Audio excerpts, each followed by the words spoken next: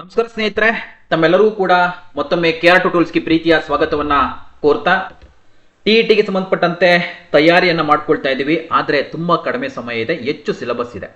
So ಹೀಗಿರ್ಬೇಕಾದ್ರೆ ನಾವು ಹೇಗೆ ಓದಬೇಕು, ಸೊ ಯಾವ ರೀತಿಯಾಗಿ ಪ್ಲಾನಡ್ ಆಗಿ ನಾವು ಓದಬೇಕಾಗುತ್ತೆ, ಇರುವಂತ 30 ದಿನಗಳಲ್ಲಿ ಯಾವ ರೀತಿಯಾಗಿ 30 ದಿನಗಳನ್ನ ಶೆಡ್ಯೂಲ್ ಮಾಡಬೇಕು ಅನ್ನೋ ಸಂಬಂಧಪಟ್ಟಂತೆ ಈ ಒಂದು ವಿಡಿಯೋದಲ್ಲಿ ನಿಮ್ಗೆ ಹೇಳ್ತಾ ಹೋಗ್ತೀನಿ. ಜೊತೆಗೆ ಪ್ರಮುಖವಾಗಿರುವಂತ 4 ಟಿಪ್ಸ್ಗಳನ್ನ ನಿಮ್ಗೆ ಕೊಡ್ತಾ ಹೋಗ್ತೀನಿ.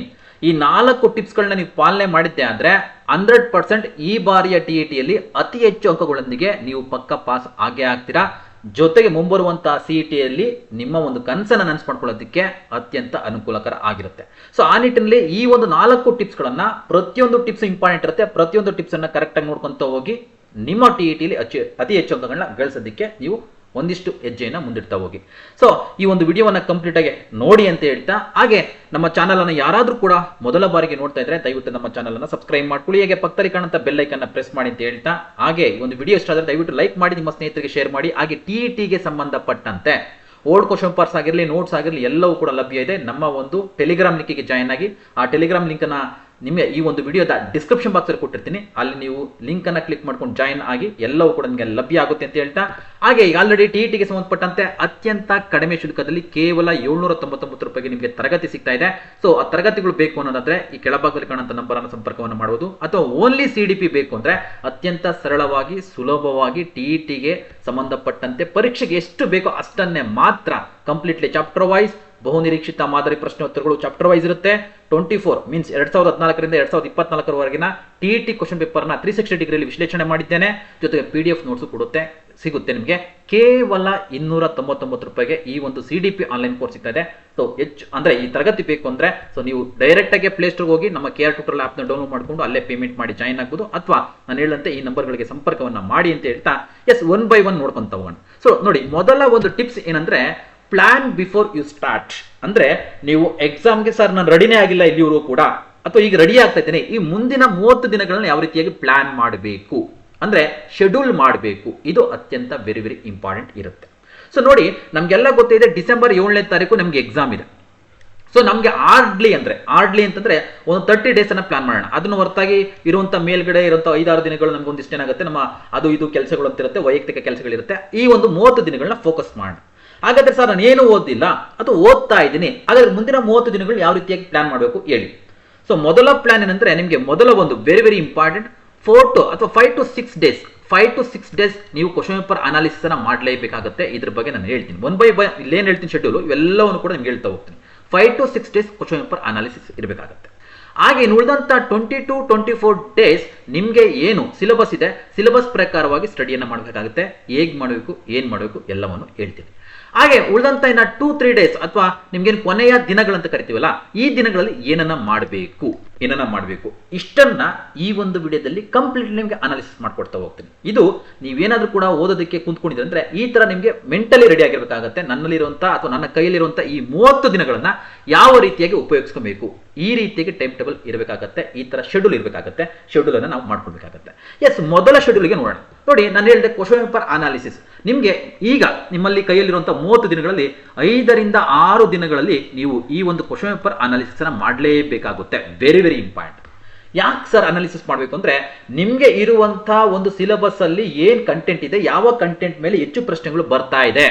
ನಿಮ್ಗೆ ಇಲ್ಲಿಯವರು ಕೂಡ ಸುಮಾರು 9 ಬಾರಿ ಟಿಇಟಿ ನಡೆದಿದೆ. ಈ 9 ಬಾರಿ ಟಿಇಟಿಯಲ್ಲಿ ಯಾವ ಒಂದು ಪ್ರಶ್ನೆಗಳು ಎಲ್ಲಿಂದ ಬರ್ತಾ ಇದೆ, ಯಾವ ಒಂದು ವಿಷಯಗಳಿಂದ ಹೆಚ್ಚು ಪ್ರಶ್ನೆಗಳನ್ನ ಕೇಳ್ತಾ ಇದ್ದಾರೆ, ಹೇಗೆ ಕೇಳ್ತಾ ಇದ್ದಾರೆ ಅನ್ನೋದು ಕಂಪ್ಲೀಟ್ಲಿ ನಿಮ್ಗೆ ಒಂದಿಷ್ಟು ಈ ಒಂದು ಐಡಿಯಾ ಸಿಕ್ಬಿಡುತ್ತೆ ಕ್ವಶನ್ ಪೇಪರ್ ಅನಾಲಿಸಿಸ್ ಮಾಡೋದ್ರಿಂದ. ಸೊ ಆ ಕಾರಣಕ್ಕೋಸ್ಕರ ಮಸ್ಟ್ ಅಂಡ್ ಶುಡ್ ಮತ್ತೊಮ್ಮೆ ಹೇಳ್ತಾ ಇದ್ದೀನಿ, ನೀವು ಪ್ರತಿಯೊಬ್ಬರೂ ಕೂಡ ಕ್ವಶನ್ ಪೇಪರ್ ನ ಅನಾಲಿಸಿಸ್ ಮಾಡಲೇಬೇಕು. ಆ ನಿಟ್ಟಿನಲ್ಲಿ ತಮಗೆಲ್ಲ ಗೊತ್ತಿದೆ, ಈಗ ಆಲ್ರೆಡಿ KR ಟ್ಯುಟೋರಿಯಲ್ಸ್ ಗಳಿಂದ ಪ್ರತಿನಿತ್ಯ ಈಗ ಆಲ್ರೆಡಿ ಸುಮಾರು ವಿಡಿಯೋಗಳನ್ನ ನಾವು ಕ್ವಶನ್ ಪೇಪರ್ ಅನಾಲಿಸಿಸ್ ಅನ್ನ ಮಾಡ್ತಾ ಇದೀವಿ ಅಲ್ವಾ. ಕನ್ನಡ, ಇಂಗ್ಲಿಷ್, CDP ಎಲ್ಲವನ್ನು ಕೂಡ ಎಲ್ಲ ವಿಷಯಕ್ಕೆ ಸಂಬಂಧಪಟ್ಟಂತೆ ಕ್ವಶನ್ ಪೇಪರ್ ಅನಾಲಿಸಿಸ್ ಅನ್ನ ಮಾಡ್ತಾ ಇದೀವಿ 360 ಡಿಗ್ರಿಯಲ್ಲಿ. ಸೊ ದಯವಿಟ್ಟು ಹೋಗಿ ನೋಡ್ಕೊಳ್ಳಿ, ಓಕೆನಾ. ಸೊ ಈ ತರ ಕ್ವಶನ್ ಪೇಪರ್ ಅನಾಲಿಸಿಸ್ ಮಾಡೋದ್ರಿಂದ ನಿಮ್ಗೆ ಕಾನ್ಫಿಡೆನ್ಸ್ ಬರ್ತಾ ಹೋಗುತ್ತೆ. ಎಸ್, ಈ ಕ್ವಶನ್ಸ್ಗಳು ಈ ತರ ಬರುತ್ತೆ, ಈ ಕೇಳ್ತಾರೆ, ನಾವು ಇದನ್ನ ಓದ್ಬೇಕು ಅನ್ನೋದು ನಿಮ್ಗೆ ತಲೆಗೆ ಬರ್ತಾ ಹೋಗುತ್ತೆ. ಆ ಕಾರಣಕ್ಕೋಸ್ಕರ ಎಲ್ಲರೂ ಕೂಡ ಪ್ರತಿಯೊಬ್ಬರು ಕೂಡ ಕ್ವಶನ್ ಪೇಪರ್ ಅನಾಲಿಸಿಸ್ ಅನ್ನ ಮಾಡಬೇಕಾಗುತ್ತೆ. ನೀವು ಹೆಚ್ಚು ಅಂಕಗಳನ್ನ ಗಳಿಸಬೇಕಂದ್ರೆ ಇದು ಮಾಡಲೇಬೇಕು ಫಸ್ಟ್ ಕೆಲಸ, ಓಕೆನಾ ಸರ್ ನಮಗೆ ಕ್ವಶನ್ ಪೇಪರ್ ಇಲ್ಲ ಸರ್, ಯಾವ ರೀತಿ ಮಾಡ್ಬೇಕು ಸರ್, ಹೇಗಿರುತ್ತೆ ಸರ್, ಆನ್ಸರ್ ಏನಿರುತ್ತೆ, ಆನ್ಸರ್ ಯಾವ್ದು ರೈಟು, ಇದಕ್ಕೆ ಸಂಬಂಧಪಟ್ಟಂಗೆ ಏನಾದ್ರು ಕೂಡ ನಿಮಗೆ ಬುಕ್ಸ್ ಏನಾದ್ರು ಬೇಕು ಅಂದ್ರೆ ಅದಕ್ಕೂ ಕೂಡ ಗೈಡ್ ಮಾಡ್ತೀನಿ.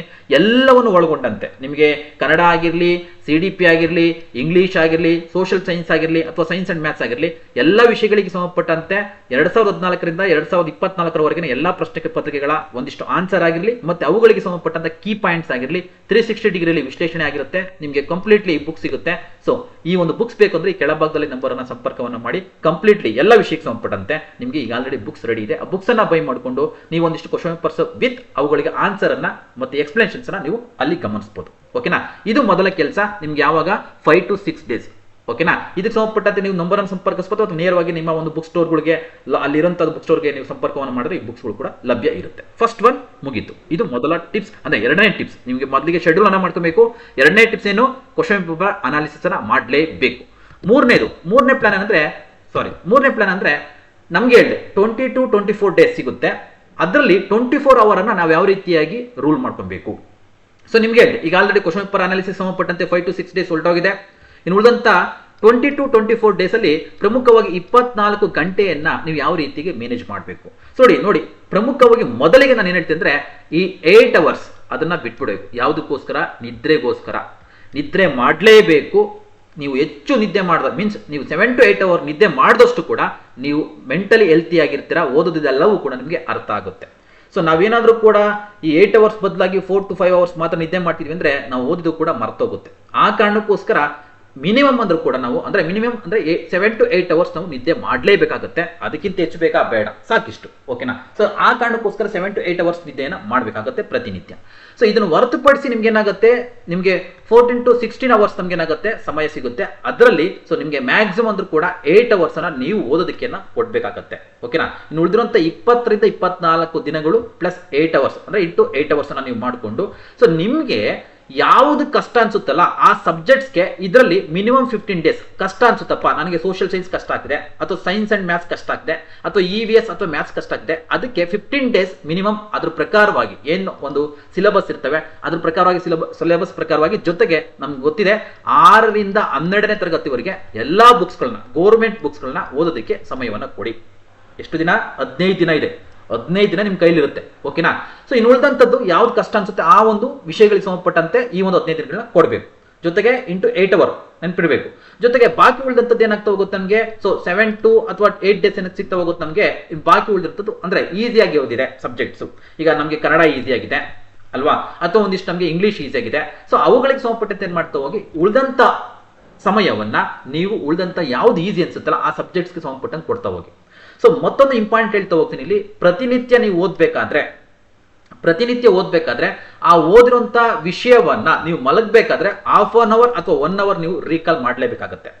ಸೊ ಬೆಳಗಿಂದ ಓದಿರ್ತೀರಾ, ಮಲಗಬೇಕಾದ್ರೆ ರೀಕಾಲ್ ಮಾಡಲ್ಲ ಅಂದ್ರೆ 80% ನೀವು ಓದಿರೋದು ಮರ್ತು ಹೋಗುತ್ತೆ. ಇದು ಸೈಕಾಲಜಿಕಲಿ ಟ್ರೂ. ಸೊ ಆ ಕಾರಣಕ್ಕೋಸ್ಕರ ನೀವೇನ್ ಮಾಡ್ಬೇಕಂದ್ರೆ ಏನೆಲ್ಲ ಓದ್ತೀರಾ ಮಾರ್ನಿಂಗು ನೀವು ಮಲಗಕ್ಕಿಂತ ಮುಂಚೆ 1/2 ಅವರ್ ನೀವೇನ್ ಮಾಡಿ ಆ ವಿಷಯವನ್ನ ಓದಿದೆಲ್ಲವನ್ನು ಕೂಡ ರೀಕಾಲ್ ಮಾಡ್ಕೊಂತ ಹೋಗಿ. ಸೊ ಇದರಿಂದ ಏನಾಗ್ತಾ ಹೋಗುತ್ತೆ ನಿಮಗೆ ಆ ದಿನ ಓದಿದೆಲ್ಲವೂ ಕೂಡ ನಿಮಗೆ ಲಾಂಗ್ ಮೆಮೊರಿಗೆ ಹೋಗುತ್ತೆ. ಅಲ್ಲೆಲ್ಲವೂ ಕೂಡ ನೀವು ಓದಿರುತ್ತದೆಲ್ಲವೂ ಕೂಡ ಲಾಂಗ್ ಮೆಮೊರಿಗೆ ಹೋಗಿ ನಿಮ್ಗೆ ಎಕ್ಸಾಮ್ಗೆ ಹೆಲ್ಪ್ ಆಗುತ್ತೆ. ಅರ್ಥ ಆಯ್ತಲ್ಲ. ಸೊ ಇದು 20 to 24 ಅವರ್ಸ್ ಅಥವಾ ಏನು ಡೇಸ್ ನಲ್ಲಿ ಸಿಗುವಂತ 8 ಅವರ್ಸ್ ನ ಯಾವ ರೀತಿಯಾಗಿ ಯುಟಿಲೈಸ್ ಮಾಡ್ಕೋಬೇಕು. ಸೊ ಪ್ರತಿನಿತ್ಯ ಸರ್ ನಾವೆಲ್ಲ ಒಂದಿಷ್ಟು ಸಬ್ಜೆಕ್ಟ್ಸ್ ಅನ್ನ ನಾನು ಓದ್ತಾ ಇದ್ದೀನಿ ಸರ್ ಆತರ ಮಾಡ್ಬೋದು. ಆದ್ರೆ ಅದರಲ್ಲೂ ಕೂಡ ಹೆಚ್ಚು ಸಮಯವನ್ನ ನೀವು ಯಾವ್ದು ಕಷ್ಟ ಅನ್ಸುತ್ತೆ ಅದಕ್ಕೆ ನೀವು ಸಮಯವನ್ನ ಕೊಡಿ. ಸೊ ಇದನ್ನ ನೀವು ಏನ್ ಮಾಡಿ ಪ್ಲಾನ್ ಅನ್ನ ಮಾಡಿ 20 to 24 days 8 hours minimum 8 hours. ಇದು ನಿಮಗೋಸ್ಕರ ನಿಮ್ಮ ಒಂದು TETಯಲ್ಲಿ ಹೆಚ್ಚು ಅಂಕಗಳನ್ನ ಗಳಿಸೋಕ್ಕೋಸ್ಕರ ನಿಮ್ಮ ಜೀವನವನ್ನ ರೂಪಿಸೋದಕ್ಕೋಸ್ಕರ. ಕ್ಲಿಯರ್ ಆಯ್ತಲ್ಲ. ಸೊ ನೆಕ್ಸ್ಟ್ ಯಾವ್ದು ಬರ್ತಾ ಹೋಗುತ್ತೆ ಪ್ರಮುಖವಂತ ಟಿಪ್ಸ್, ಕೊನೆಯ ಟಿಪ್ಸ್ ಇದು ಪ್ರೀವಿಯಸ್ ಡೇ ಸ್ಟ್ರಾಟಜಿ. ನಿಮ್ಗೆ ಹೇಳಿದೆ ಬಾಕಿ ಉಳಿದಂತ 2ರಿಂದ 3 ದಿನಗಳು ಏನ್ ಮಾಡ್ಕೊಂಡ್ರೆ ಸೊ ಈಗ ಆಲ್ರೆಡಿ ನೀವು ನೋಟ್ಸ್ ಅನ್ನ ಮಾಡ್ಕೊಂಡಿರ್ತೀರಾ ಅಥವಾ ಒಂದಿಷ್ಟು ಓದಿರ್ತೀರಾ, ಕೀ ಪಾಯಿಂಟ್ ಅನ್ನ ಮಾಡ್ಕೊಂಡಿರ್ತೀರಾ. ಆ ಕೀ ಪಾಯಿಂಟ್ ಅನ್ನ ಮಾತ್ರ ಆ ಟೈಮ್ ಅಲ್ಲಿ ರಿವಿಷನ್ ಮಾಡಬೇಕಾಗುತ್ತೆ. Very very important, revision days ಅಂತ ಕರಿತೀವಿ. ಸೊ ನೀವೆಲ್ಲ ವಿಷಯಗಳಿಗೆ ಸಂಬಂಧಪಟ್ಟಂತೆ 2 to 3 ಡೇಸ್ ಏನ್ ಸಿಕ್ಕಿರುತ್ತೆ ಅದರಲ್ಲಿ ಮ್ಯಾಕ್ಸಿಮಮ್ ನಿಮ್ಗೆ ಯಾವ್ದು ಕಷ್ಟ ಅನ್ಸುತ್ತೆ ಆ ವಿಷಯಗಳನ್ನ ಹೆಚ್ಚು ಸಮಯವನ್ನು ಕೊಡಿ. ಹೆಚ್ಚು ಸಮಯವನ್ನು ಕೊಟ್ಟು ನಮಗೆಲ್ಲ ಗೊತ್ತಿದೆ ಇಲ್ಲಿ 8 ಅವರ್ಸ್ಗಿಂತ 10 ಅವರ್ಸ್ ಮಾಡ್ಕೊಂತ ಹೋಗಿ 10 ಅವರ್ಸ್ ಪರ್ ಡೇ. ಸೊ ಏನಾಗುತ್ತೆ ಕೊನೆ ದಿನಗಳು 2ರಿಂದ 3 ದಿನ 10 ಅವರನ್ನ ತೆಗೆದುಕೊಳ್ಳುವ ಮಿನಿಮಮ್ ಅಂದ್ರೂ ಕೂಡ 30 ಅವರ್ಸ್ ನಿಮ್ಗೆ ಸಿಗುತ್ತೆ. ಆ 30 ಅವರ್ಸ್ ಅಲ್ಲಿ ಮಿನಿಮಮ್ ಅಂದ್ರೂ ಕೂಡ ನಿಮ್ಗೆ ಏನ್ ಮಾಡ್ತಾ ಹೋಗಿ 20 ಅವರ್ಸ್ ನಿಮ್ಗೆ ಯಾವ್ದು ಕಷ್ಟ ಇದೆ ಆ ಕಷ್ಟದ ಸಬ್ಜೆಕ್ಟ್ಸ್ ಬಗ್ಗೆ ನೀವು ಒಂದು ರಿವಿಷನ್ ಮಾಡಿ. ಇನ್ನು 10 ಅವರ್ಸ್ ಏನ್ ಮಾಡ್ತಾ ಹೋಗಿ ನಿಮ್ಗೆ ಯಾವ್ದು ಈಸಿ ಅನ್ಸುತ್ತೆ ಅದ್ರ ಬಗ್ಗೆ ಒಂದಿಷ್ಟು ಕಣ್ಣಾಡ್ತಾ ಹೋಗಿ.